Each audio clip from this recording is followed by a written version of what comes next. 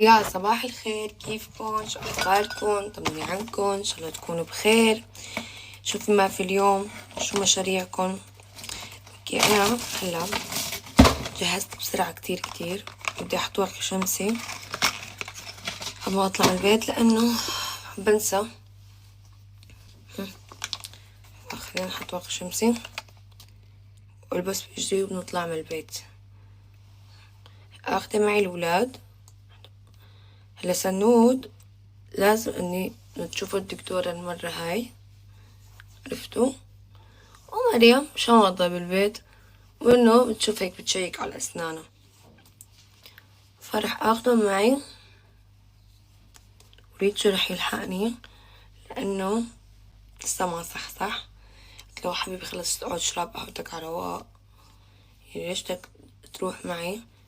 خلص يبقى لحقني انت مشان نرجع معك، لانه رايحة بس زبط هذا السنين، ما انه عندي شغل كتير وهيك، لا. اوكي 3 دقايق بيكون التاكسي هون. اوه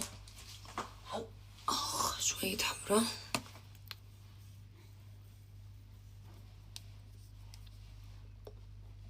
يلا يا حلوين جاهزين؟ تعالوا ناخد شوية هاي. هيدا سند؟ الك ولا الو؟ يلا اجرنا وبنروح لعند الدكتورة ونشوف كمان نطمن على سنود. ما بدي كتير هيك لون خفيف لانه هي اساسا رح تروح مع الدكتورة يعني، عرفتوا؟ بس ما بدي احط شي تاني. يلا نلبس. يلا. لا انت درت وشك استاذ، بس انت بتستأتمك على طول.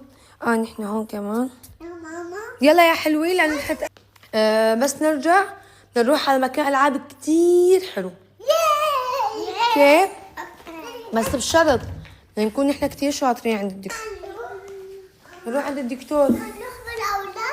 لا بدنا نروح عند الدكتور، اذا كنت شاطر عند الدكتورة مو عند الدكتور، واذا كنت شطور الدكتورة شو بدهم تعطونا؟ لا مو قصة شو بدهم يعطونا، بدنا نروح لعند الدكتور لأنه دكتورة أنا مساعدة على دكتوري. بنروح لعند الدكتور لأنه سنة؟ يلا ماما خليني آخذ فراغ مشان التاكسي.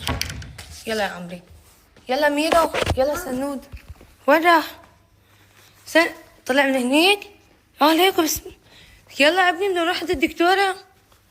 يلا يا ماما، يلا يا حبيبي. شبك؟ خايف بالدكتور.